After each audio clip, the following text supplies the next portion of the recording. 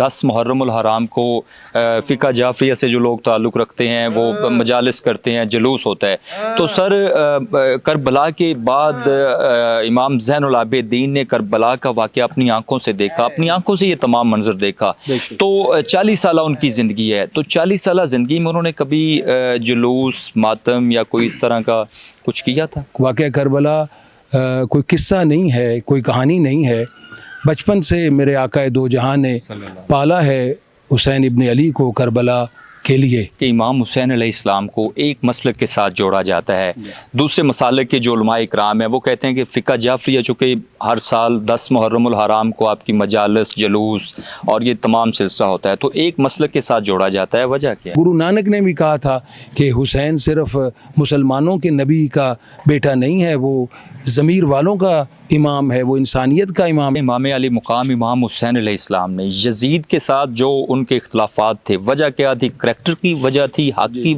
مسئلہ تھا، حق اور باطل کا معاملہ تھا، وجہ کیا تھی؟ یزید نے حسین کی ذات پر حملہ نہیں کیا، یزید نے ختم نبوت پر حملہ کیا ہے، سیرت مصطفیٰ پر حملہ کیا ہے، دین محمد بن مصطفیٰ پر حملہ کیا ہے۔ 2 شہداء کا ذکر کرتے ہیں، باقی جو شہید ہیں ان کا ذکر بھی نہیں کرتے، اور ساتھ ساتھ یہ بھی کہا جاتا ہے کہ ان کے نام بھی نہیں آتے۔ تو یہ جو قربانی ہے نا، اس کے پیچھے پورا راز ہے کہ امام حسین قربانی دے کر تا قیامت کے لیے دین کو زندہ باد کر۔ جو کالا لباس پہنا جاتا ہے یہ فرعون کا لباس تھا، اور 10 محرم الحرام کو فقہ جعفریہ سے جتنے بھی لوگ تعلق رکھتے ہیں وہ چونکہ مجالس ہوتی ہیں، جلوس ہوتے ہیں، سارا کچھ ہوتا ہے، تو کالے کپڑے پہنے جاتے ہیں، کالا لباس پہنا جاتا ہے، اس کی کیا حقیقت ہے؟ 10 محرم الحرام کو نواسہ رسول نے بڑی ایک عظیمت کی داستان رقم کی۔ یہ 10 دن جو محرم الحرام کے، ان دنوں میں زیادہ تر جو مسلمان ہیں یا فقہ جعفریہ سے لوگ تعلق رکھتے ہیں ان دنوں میں صرف غم کرتے ہیں۔ نہیں، 10 دن جو ہے نا جی، اس میں عمل ہم سیرت محمد مصطفیٰ کا ذکر کرتے ہیں، قرآن کی تلاوت کرتے ہیں، اور سیرت اہل بیت کو بیان کیا جاتا ہے۔ قتل حسین اصل میں مرگ یزید ہے، اسلام زندہ ہوتا ہے ہر کربلا کے بعد۔ اسلام کل بھی زندہ تھا، اسلام آج بھی زندہ ہے۔ یزید کل بھی قاتل تھا، یزید آج بھی قاتل ہے، لیکن 10 محرم الحرام ہمیں سبق کیا دیتا ہے؟ نواسہ رسول امام علی مقام امام حسین علیہ السلام نے کربلا میں جو عظیمت کی داستان رقم کی، جو حق کے لیے قربانی پیش کی، وہ تا قیامت یاد رکھی جائے گی۔ نواسہ رسول امام علی مقام امام حسین علیہ السلام نے اپنے نانا کے دین کی سر بلندی کے لیے پورا کنبہ شہید کروا دیا، اور یزید لعین نے نہ صرف نواسہ رسول امام علی مقام امام حسین علیہ السلام کو شہید کیا، ان کی لاشوں کے اوپر گھوڑے دوڑا دیے، ان جسام کے اوپر جن کو نبی آخر الزمان حضور صلی اللہ علیہ وسلم بوسے دیا کرتے تھے۔ میرے ساتھ سید نصیر عباس شاہ صاحب موجود ہیں، خطیب اہل بیت، ان سے بات کرتے ہیں کہ محرم الحرام میں جو نواسہ رسول امام علی مقام امام حسین علیہ السلام نے ایک بڑی قربانی دی، اور یہ تا قیامت یاد رکھی جائے گی، دین کی سربلندی کے لیے پورا کنبہ شہید کروا دیا۔ سید نصیر عباس شاہ صاحب سے بات کرتے ہیں۔ السلام علیکم، کیسے ہیں پیر صاحب؟ وعلیکم السلام جی، اللہ کا کرم ہے۔ پیر صاحب بلا شبہ یہ بہت بڑی قربانی ہے، بہت بڑا انہوں نے ایک قربانی کی ایک داستان رقم کر دی، اور یہ تا قیامت یاد رکھی جائے گی بلا شبہ۔ اپنے نانا کے دین کی سربلندی کے لیے پورا کنبہ شہید کروا دیا، کیا کہنا چاہیں گے؟ بسم اللہ الرحمن الرحیم، اللہم صلی علی محمد وعلی محمد۔ اس میں کوئی شک نہیں ہے کہ سید الشہداء ابا عبداللہ الحسین جو اپنے نانا کے دین کے لیے انہوں نے مدینہ کو چھوڑا، اور مدینہ کو چھوڑتے ہوئے انہوں نے یہ جو خطبہ ارشاد فرمایا تھا جب اہل مدینہ آپ کے پاس تشریف لائے کہ آپ مت جائیے، تو آپ نے فرمایا میرا مقصد کوئی حکومت قائم کرنا نہیں ہے، کوئی حکومت کے خلاف کوئی خروج کرنا نہیں ہے، میرا ایک ہی کام ہے کہ میں نانا کے دین کی حفاظت کروں اور میں نانا کی امت کی اصلاح کروں۔ تو یہ جو امام حسین علیہ السلام، کوئی یہ واقعہ کربلا کوئی قصہ نہیں ہے، کوئی کہانی نہیں ہے، بچپن سے میرے آقا دو جہاں نے پالا ہے حسین ابن علی کو کربلا کے لیے، اور یہ ہماری معتبر اہل سنت کی کتب میں یہ حدیث موجود ہے کہ ابھی تو حسین دنیا میں تشریف لائے تھے، اور جب جبریل امین وہ مٹی لے کر آئے اور کہا کہ اللہ کہہ رہا ہے کہ آپ کے دنیا سے جانے کے بعد جب آپ کے دین پر حملہ ہوگا تو یہ بیٹا آپ کا کربلا میں جا کر عظیم قربانی پیش کرے گا جس کے بدلے میں آپ کے دین کو استقامت ملے گی، وہ تا قیامت قائم رہے گا، اور وہ منظر دکھائے جو کربلا میں واقعہ بھی ہونے تھے، اور اس پر میرے نبی آقائے دو جہاں حضرت محمد مصطفیٰ صلی اللہ علیہ وآلہ وسلم زار و قطار روئے وہ منظر دیکھ کر، اور ام المومنین ام سلمہ رضی اللہ تعالی عنہا نے جب یہ دیکھا کہ نبی کے رونے کی آواز آ رہی، وہ دوڑیں اور کہا کہ آقا یہ رونے کا سبب کیا ہے؟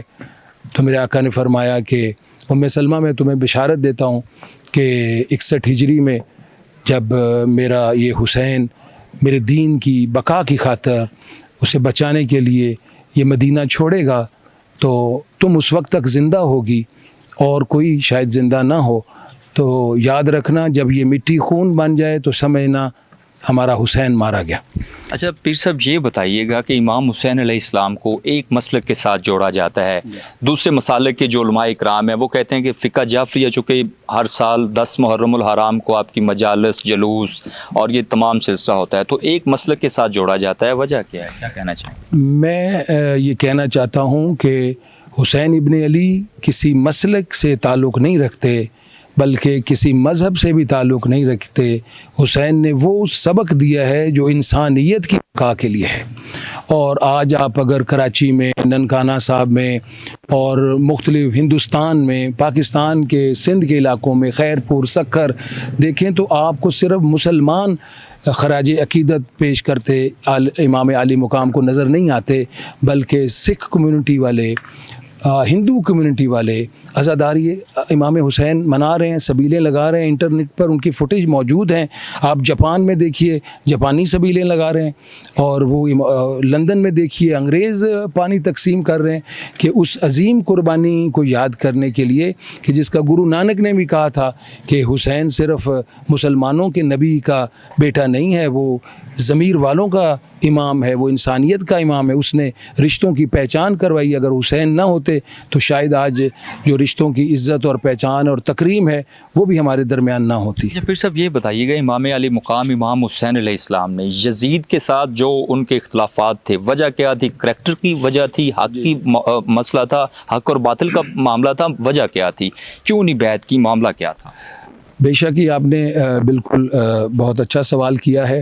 دیکھیں یزید کے ساتھ امام علی تمام مصائب سے چھٹکارا مل سکتا تھا، اور یہ جو شہادتیں ہوئیں، اتنے مصائب دیکھے، اور خانوادہ رسول نے مشکلات دیکھیں، مصیبتیں دیکھیں، ان تمام مصائب سے ان کو چھٹکارا مل سکتا تھا۔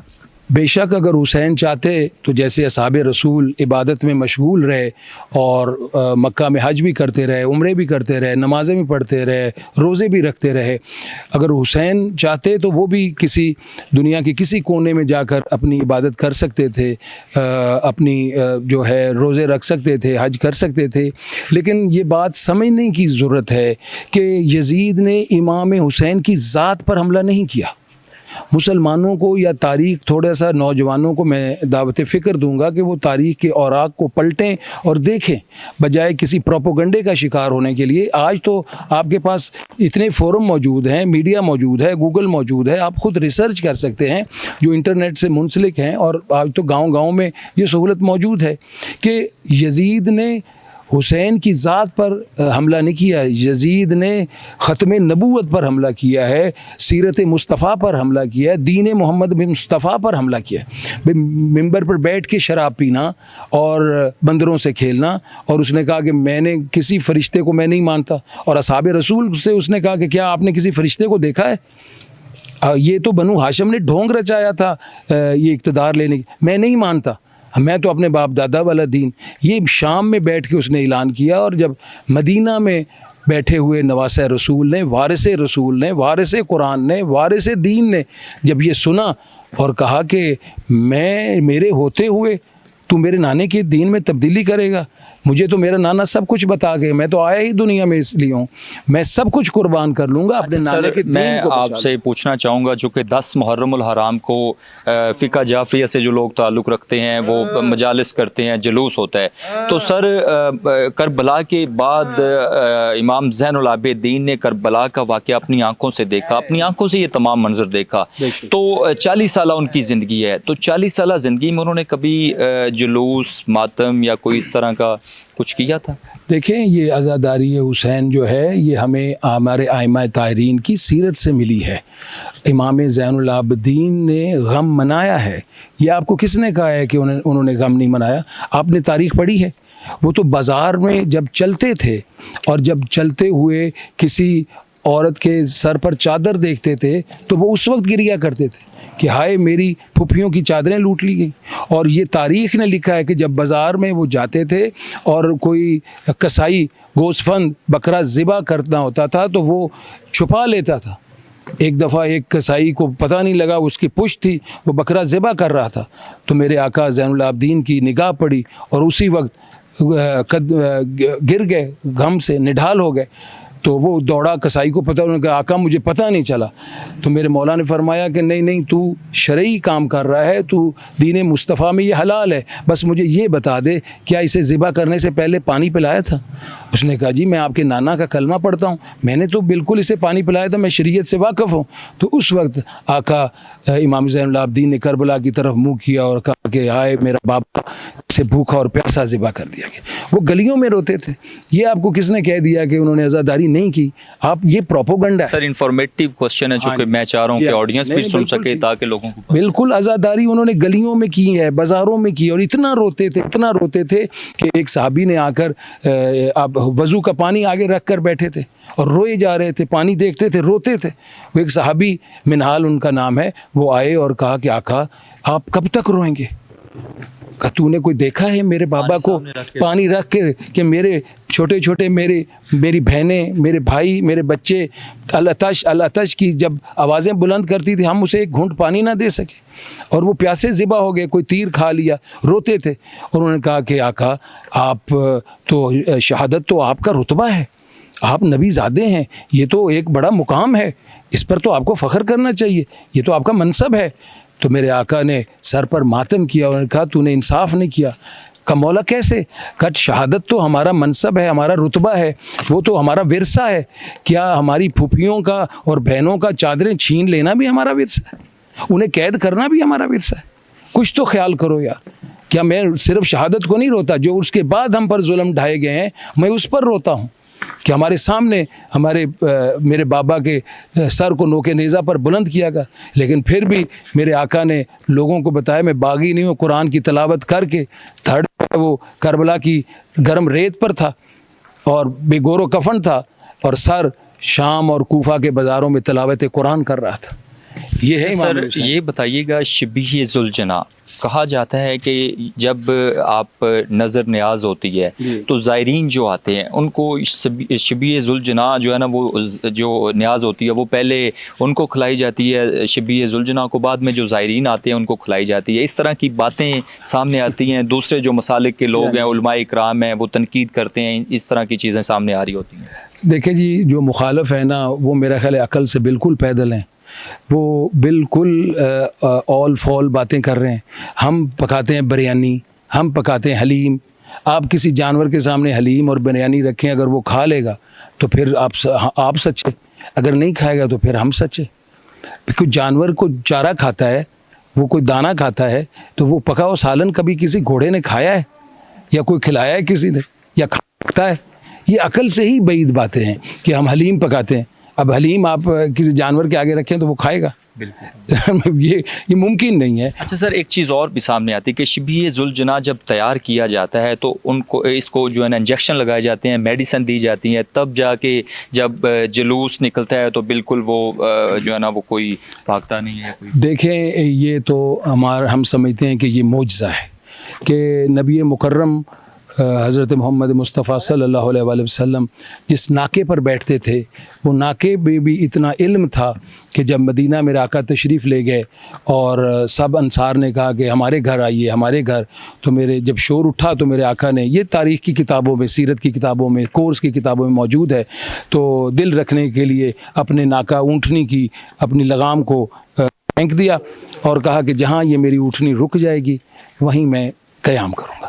تو اب یہ جس کی جانور کی پشت پر نبی یا نبی زیادہ بیٹھ جائے، اس کی عقل اتنی زیادہ ہو جاتی ہے، وہ معرفت کے اس درجے پر ہے، تو جہاں وہ بیٹھا میرے نبی نے وہیں قیام کیا، اور نبی تو وہی کرتے ہیں جو خدا کرتا ہے۔ تو حسین بھی جس ذوالجلال پر بیٹھے تھے کربلا میں، وہ جا کر رک گیا تھا، وہ رک گیا اپنے، اور ادھر ہی امام حسین اترے اور لوگوں سے پوچھا یہ کون سی سرزمین ہے، وہاں کی بستی جو قریب تھی، انہوں نے کہا یہ کربلا ہے۔ تو میرے آقا نے کہا کہ یہ وہی سرزمین ہے جس کا میرے نانا سے میرا وعدہ تھا کہ میں آپ کے دین کی خاطر اس جنگل میں جاؤں گا۔ تو یہ قربانی کی داستان جو ہے، انجیکشن ہمیں کیوں لگانا ہے جانور بیچارے بے جان کو؟ یہ تو ایک شبیہ ہے۔ اب میں یہ کہوں کہ آپ پھر جو دمبے کرتے ہیں، بیل کرتے ہیں، اونٹ کرتے ہیں، ان کو بھی آپ انجیکشن لگاتے ہیں، تو وہ بھی جانور ہے، کیا اس کو کسی نے انجیکشن لگایا؟ پھرتے ہیں، اسے سجاتے ہیں، سنوارتے ہیں، بارکیں لیتے ہیں، واہ جی کیا سنت ابراہیم، کیا خوبصورت ہے، کتنی قیمت ہے، اس کو اتنے مہندیاں لگاتے ہیں، اس کو پتہ نہیں کتنے جھانجریں پہناتے ہیں، وہ گوٹے اور تلے سے آراستہ کرتے ہیں، کس لیے؟ کہ وہ ایک نبی کی سنت ہے، اور اس کو سجا کے پیش کریں، اچھی طرح اللہ کے حضور اپنی قربانی کا نذرانہ پیش کریں۔ سر، کربلا میں 72 شہداء نے اور نواسۂ رسول امام علی مقام امام حسین علیہ السلام کے پورا کنبہ نے شہادت، جام شہادت نوش فرمائی۔ کہا جاتا ہے دوسرے مسالک کے جو علماء کرام ہیں وہ کہتے ہیں کہ جو فقہ جعفریہ سے تعلق رکھتے ہیں 2 شہداء کا ذکر کرتے ہیں، باقی جو شہید ہیں ان کا ذکر بھی نہیں کرتے، اور ساتھ ساتھ یہ بھی کہا جاتا ہے کہ ان کے نام بھی نہیں آتے بعض علماء کرام کو جو فقہ جعفریہ سے تعلق رکھتے ہیں۔ دیکھیں، یہ تو لیک آف انفارمیشن ہے، یہ علم نہیں ہے۔ آپ آئیں، گزاریں، ہم تو جان سارے حسین کا ذکر نہ کریں تو ہماری عبادت مکمل نہیں ہوتی۔ اور اس میں اکثریت سے جو حسین کے ساتھ تھے وہ اصحاب رسول تھے، جس میں انس بن مالک ہیں، حبیب ابن مظاہر ہیں، مسلم بن اوسجہ ہیں، یہ سارے اصحاب رسول تھے۔ اور بہت سارے اصحاب رسول جن کے نام وہاں لکھے ہوئے ہیں، کربلا جائیں، نام لکھیں، تاریخ میں لکھیں، اور ہم ذکر کرتے۔ حور ریاحی کا علیحدہ روزہ ہے، اور یہ یزیدی فوج کا سپہ سالار تھا، اور سب سے پہلے حسین کا رستہ روکنے والا 2 محرم کو حور ریاحی تھا، اور یہ 7 محرم کو پانی بند کرنے والا حور ریاحی تھا، خیمے اکھاڑنے والا حور ریاحی تھا، بہت بڑا سردار تھا، سپہ سالار تھا۔ اگر رات کو صبح فجر کے عاشور کے وقت اللہ نے اس پر کرم کر دیا، اور جب خیموں سے اس نے اللہ تش کی آواز سنی تو اس کے ذہن میں آئی یہ کس کے بچے ہیں؟ پتہ چلا کہ جس کا کلمہ پڑھتا ہوں یہ اس کا بیٹا ہے حسین، اور یہ خاتون جنت کا بیٹا ہے، میں ان کا پانی بند کر کے بیٹھا ہوں، تو میں کیسے جنت جا سکتا ہوں؟ اللہ نے کرم کیا، اور صبح فجر عاشور سے پہلے حسین سے معافی مانگ کر حسین کے در پر آ گیا، اور پہلا شہید ہے حسین کی طرف سے۔ آج اس کا دیکھیے کربلا میں روزہ حور علیہ السلام ہے۔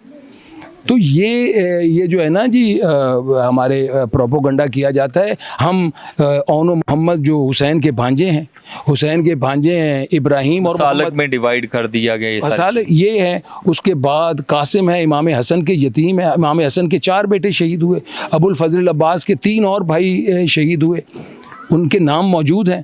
تو اب یہ کہنا کہ نہیں یہ 2 کا ذکر کرتے ہیں، لیکن سید الشہداء جو ہیں ان کا ذکر سب سے بلند ہے، سب نے ان کی امامت میں قربانی دی ہے نا، امام کی وجہ سے دی ہے، اور امام نہ ہوتے تو وہ اکیلے قربانی کہاں دیتے؟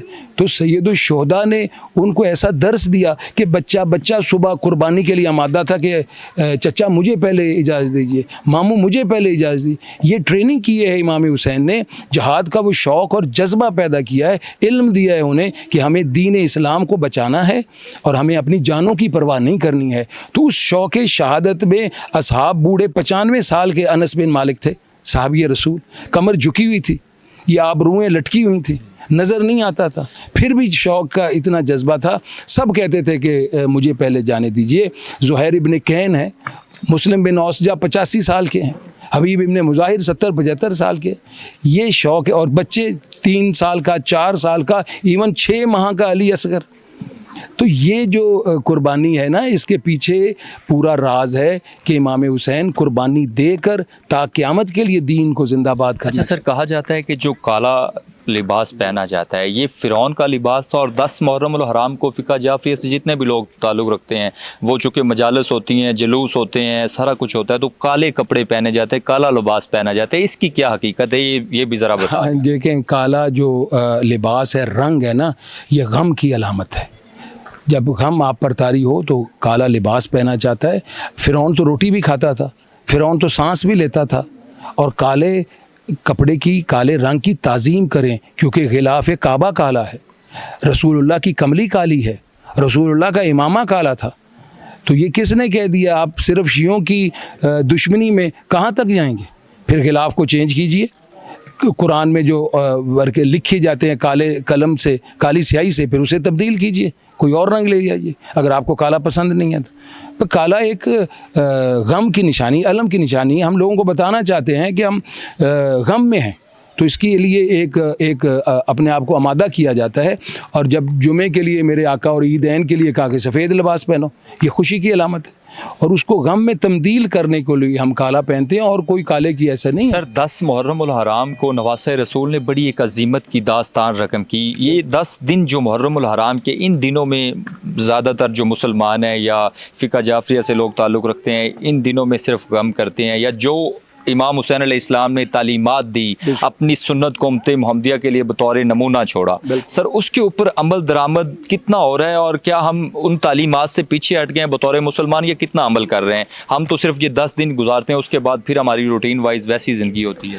نہیں, 10 دن جو ہے نا جی, اس میں عمل ہم سیرت محمد مصطفیٰ کا ذکر کرتے ہیں, قرآن کی تلاوت کرتے ہیں, اور سیرت اہل بیت کو بیان کیا جاتا ہے. دیکھیں, ہم اس لیے کربلا سے جڑے ہوئے ہیں کہ نہ ہم ختم نبوت بھی ہمیں یہاں سے ملے گی, سیرت مصطفیٰ بھی ہمیں یہاں سے ملے گی, توحید بھی ہمیں اسی در سے ملے گی, اور ہمیں انسانیت بھی اسی در سے ملے گی, اخلاق بھی اسی در سے ملے گا. ہم اپنے بچوں کی ٹریننگ کرتے ہیں تاکہ بزدل بچے نہ پیدا ہوں, کربلا کا درس رہیں, اور ان کے اندر جذبہ ہے ایمان کا, جیسے ایران نے آج ثابت کیا ہے.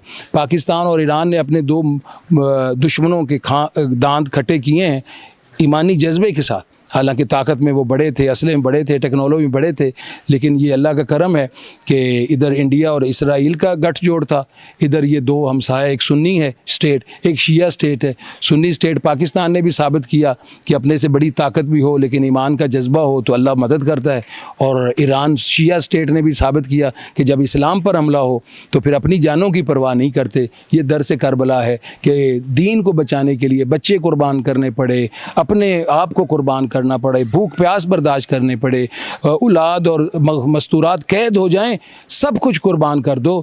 اپنے آپ کو نہ بچاؤ, دین کو بچا لو. اور باقی جو مسلمان سٹیٹس ہیں انہوں نے سب کچھ دے کر اپنے آپ کو بچا لیا, دین جاتا ہے تو جائے. یہ فرق ہے کربلا کا درس کہ اپنے آپ کو نہیں بچانا. جب اسلام پر حملہ ہو, ختم نبوت پر حملہ ہو, سیرت مصطفیٰ پر حملہ ہو, توحید پر حملہ ہو, تو سب کچھ دے دو. تم اہمیت کے حامل نہیں ہو, تمہاری کوئی حیثیت نہیں, تم رہو نہ رہو, اسلام رہنا چاہیے. اس کا عملی نمونہ کربلا والوں نے یہ ابھی آپ کے سامنے جدید دور میں دیا. تو یہ اسی لیے دیا کہ وہ کربلا سے جڑے ہوئے تھے, ان کے پاس حسینی درسگاہ تھی. حسین سے یہ سبق ہم نے جو مجالس اور 10 محرم کو منایا, اس کا عملی نمونہ آج آپ نے ایران والوں کی صورت میں دیکھا.